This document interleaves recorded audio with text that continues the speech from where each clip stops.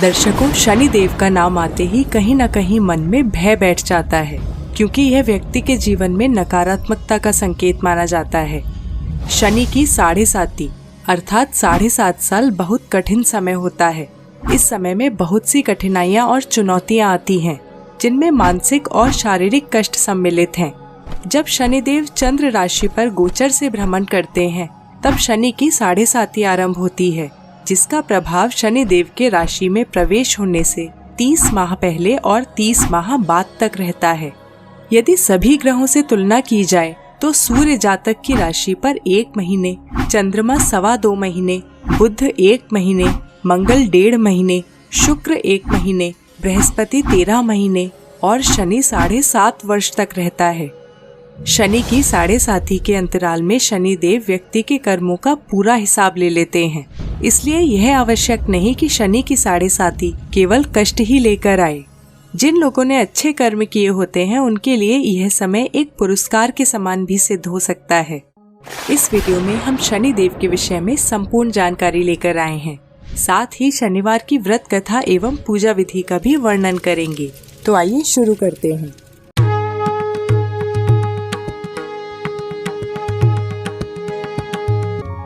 यदि शनि के प्रकोप की बात करें तो यह साधु संतों के लिए भी समान ही रहता है। यदि संत महात्मा योग के स्थान पर भोग को अपनाते हैं तो शनि की 7.5 के समय उन्हें इसका परिणाम भुगतना पड़ता है। वहीं यदि किसी व्यक्ति ने अच्छे कर्म किए होते हैं तो 7.5 के समय उसे बिजनेस में बहुत लाभ होगा, या यदि कोई नौकरी में है तो उसे बहुत अच्छे स्तर पर प्रमोशन मिल सकता है। और इसी तरह से भिन्न प्रकार से 7.5 के समय अच्छे कर्मों का पुरस्कार मिलता है। शनिवार का व्रत शनि के प्रकोप से बचने का एक साधारण उपाय बताया गया है। यदि किसी पर शनि का प्रभाव बहुत अधिक होने वाला है तो शनिदेव की पूजा और शनिवार के व्रत से उसका प्रभाव कम किया जा सकता है। तो आइए पहले जानते हैं शनिवार व्रत कथा। एक समय की बात है, स्वर्ग लोक में सबसे बड़ा कौन है, इस प्रश्न को लेकर 9 ग्रहों के मध्य विवाद हो गया। विवाद चलते चलते युद्ध की स्थिति में परिवर्तित हो गया। तब सभी देवता देवराज इंद्र के समक्ष पहुँचे और कहा कि हे इंद्रदेव, अब आप ही निर्णय कीजिए कि हम 9 ग्रहों में सबसे बड़ा कौन है। इंद्र इस प्रश्न को सुनकर असमंजस में पड़ गए। उन्होंने इस विवाद से बचने के लिए कहा कि पृथ्वी लोक में उज्जैन नामक स्थान पर विक्रमादित्य नाम का राजा है, जो न्याय के लिए जाना जाता है। वही आपके इस विवाद को सुलझा सकता है। इंद्र की आज्ञा का पालन करते हुए नवग्रह राजा विक्रमादित्य के पास पहुँचे। प्रश्न सुनते ही राजा समझ गए कि इस विषय को बहुत सावधानी के साथ संभालना होगा, अन्यथा जिस ग्रह को छोटा बताया वो कुपित हो उठेगा। बहुत सोचने के पश्चात राजा ने 9 धातुओं के 9 सिंहासनों का निर्माण करवाया। ये सिंहासन स्वर्ण, रजत, कांसा, तांबा, सीसा, रांगा, जस्ता, अभ्रक व लोहे के थे। इन धातुओं के गुणों के अनुसार ही इनको क्रम में रखा गया। तब राजा विक्रमादित्य ने सभी ग्रहों से अपना अपना सिंहासन ग्रहण करने के लिए कहा। इस प्रकार शनि को अंतिम सिंहासन प्राप्त हुआ, जो कि लौह अर्थात लोहे का था। तब राजा ने कहा, आप सभी ने स्वयं ही अपने प्रश्न को हल कर लिया है। जो प्रथम सिंहासन पर विराजमान है वही सबसे बड़ा है। इस प्रकार शनिदेव को सभी ग्रहों में अंतिम स्थान प्राप्त हुआ। यह देख शनिदेव कुपित हो उठे और राजा विक्रमादित्य को चुनौती देकर गए कि समय आने पर वे इसका परिणाम अवश्य दिखाएंगे और राजा का सर्वनाश कर देंगे। शनिदेव ने कहा कि बड़े से बड़े देवता, यहाँ तक कि भगवान राम और महाज्ञानी एवं शक्तिशाली रावण भी मेरे प्रकोप से नहीं बचे। तुम अपने इस कृत्य का दुष्परिणाम अवश्य देखोगे।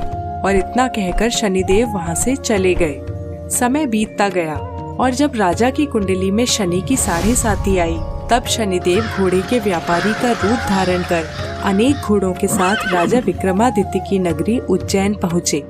जब राजा तक किसी घोड़े के व्यापारी के नगर में आने का समाचार पहुँचा, तब राजा ने अश्वपाल को घोड़े खरीदने के लिए व्यापारी के पास भेजा। घोड़ों का मूल्य बहुत अधिक होने के कारण अश्वपाल ने राजा को आकर कीमत बताई। तब राजा स्वयं गए और बहुत आकर्षक एवं हृष्ट पुष्ट घोड़े को पसंद किया। घोड़े की गति देखने के लिए राजा घोड़े पर सवार हुए। इसके पश्चात घोड़ा बहुत अधिक गति से दौड़ा और दौड़ते दौड़ते वो एक जंगल में पहुंचा। वहां वो राजा को गिराकर कहीं अदृश्य हो गया। राजा जंगल में इधर उधर भटकते रहे, परंतु उन्हें अपने नगर जाने का रास्ता नहीं मिला। खाने पीने के लिए भी राजा के पास कुछ नहीं था। और ऐसे ही जंगल में घूमते घूमते उन्हें एक बार एक चरवाहा मिला। राजा ने उससे पानी मांगा, जिसके बदले में उन्होंने उसे सोने की अंगूठी दी। उस चरवाहे ने राजा को बाहर जाने का रास्ता बताया। तब राजा जंगल से निकलकर पास के एक नगर में पहुँचे। चलते चलते वे एक सेठ की दुकान पर पहुँचे और कुछ देर आराम करने के लिए वहाँ बैठ गए। बातचीत होने पर राजा ने बताया कि वे उज्जैन से आए हैं। सेठ ने देखा कि जितनी देर राजा उसकी दुकान पर बैठे उसकी बहुत बिक्री हुई। सेठ को लगा कि राजा उसके लिए बहुत भाग्यशाली है, इसलिए प्रसन्न होकर वो राजा को भोजन कराने के लिए अपने घर ले गया। जिस कमरे में बैठकर वो भोजन कर रहे थे, वहीं सामने एक खूंटी पर सोने का हार टंगा हुआ था। सेठ राजा को कमरे में छोड़कर कुछ देर के लिए बाहर गया। इसी अंतराल में एक विचित्र घटना घटी। राजा के देखते देखते उस हार को उस खूंटी ने निगल लिया। जब सेठ ने वापस कमरे में आकर देखा तो वो हार वहाँ नहीं था और उसने राजा पर चोरी का आरोप लगा दिया। सेठ ने अपने नौकरों से कहा कि इस चोर को बांधकर राजा के पास ले जाया जाए। जब उस नगर के राजा द्वारा उस हार के विषय में पूछा गया, तब विक्रमादित्य ने कहा कि उस हार को खूंटी निगल गई। यह सुनकर राजा क्रोधित हो उठा और उसने विक्रमादित्य के हाथ पांव काटने का आदेश दे दिया। और राजा के सैनिकों ने हाथ पांव काटने के पश्चात विक्रमादित्य को सड़क पर फेंक दिया। तब एक तेली ने अपने कोल्हू पर उन्हें काम दिया। विक्रमादित्य बैठे बैठे बैलों को हाँकते थे। इससे तेली का कोल्हू भी चलता रहा और विक्रमादित्य को भोजन मिलता रहा। इस प्रकार विक्रमादित्य के जीवन के 7.5 साल बीत गए। वर्षा ऋतु के आगमन पर राजा विक्रमादित्य एक बार मल्हार गा रहे थे। तभी नगर के राजा की पुत्री राजकुमारी मोहिनी उस रास्ते से गुजरी। उसने विक्रमादित्य के गाने की आवाज सुनी, जिसे सुनकर वो मोहित हो गई। उसने अपनी दासी से कहा कि जो मल्हार गा रहा है उसे बुलाकर लाओ। दासी ने वापस आकर बताया कि जो व्यक्ति गा रहा था वो अपंग है, इसलिए नहीं आ सका। विक्रमादित्य के अपंग होने की बात जानते हुए भी राजकुमारी इतनी मोहित हो गई कि उसने उनसे विवाह करने का निश्चय कर लिया। जब यह बात मोहिनी ने अपने माता पिता को बताई, तब राजा और रानी बड़ी समस्या में पड़ गए। उन्होंने उसे समझाने का भी प्रयास किया कि तेरे भाग्य में तो किसी राजा का होना लिखा है और तू एक अपंग से विवाह करना चाहती है, तेरा जीवन नष्ट हो जाएगा। परंतु मोहिनी ने बहुत हठ किया, यहाँ तक कि उसने खाना पीना भी त्याग दिया। अंततः राजा को विवश होकर अपनी पुत्री का विवाह विक्रमादित्य के साथ ही करना पड़ा। इसके पश्चात विक्रमादित्य और मोहिनी उस तेली के घर में ही रहने लगे। विवाह की रात ही शनिदेव ने विक्रमादित्य को दर्शन दिए और कहा, तुम्हें मेरा अपमान करने का दंड प्राप्त हुआ है। अब तुमने मेरा प्रकोप भली भांति देख लिया है। राजा ने शनिदेव से क्षमा मांगी और प्रार्थना की कि हे शनिदेव, जितने कष्ट आपने मुझे दिए हैं उतने कष्ट किसी को मत देना। शनिदेव ने कहा कि मैं तुम्हारी प्रार्थना स्वीकार करता हूँ और जो भी व्यक्ति शनिवार के दिन मेरा व्रत करेगा उस पर मेरी कृपा बनी रहेगी। जब विक्रमादित्य सुबह उठे तो उनके हाथ पांव वापस आ चुके थे। यह देख वो बहुत प्रसन्न हुए, परंतु मोहिनी अत्यंत अचंभित हुई। तब राजा ने उसे अपना परिचय दिया और आरंभ से पूरी व्यथा बताई। कुछ समय में ही यह बात पूरे नगर में फैल गई। जब सेठ को पता लगा तो वो तुरंत तेली के घर गया और राजा से क्षमा मांगने लगा।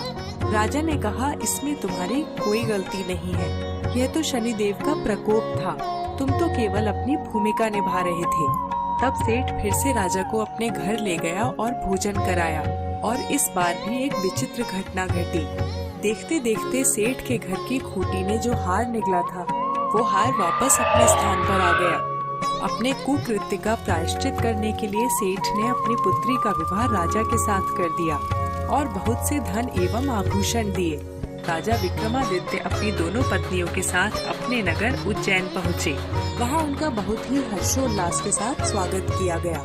और तभी राजा विक्रमादित्य ने घोषणा की कि शनि देव ही सभी देवों में सर्वश्रेष्ठ हैं। राजा ने सभी से कहा कि प्रत्येक नगरवासी प्रत्येक शनिवार को शनि देव का व्रत करेगा और उनकी पूजा अर्चना की जाएगी। इस घोषणा से शनिदेव बहुत प्रसन्न हुए। इसके बाद से सभी नगरवासी शनिवार को शनिदेव का व्रत एवं पूजा करने लगे और उज्जैन नगरी में समृद्धि एवं प्रसन्नता का आगमन हुआ। तो ये तो थी शनिवार व्रत की कथा। आइए दोस्तों, अब जानते हैं शनिवार व्रत के दिन किस प्रकार शनिदेव की पूजा करनी चाहिए।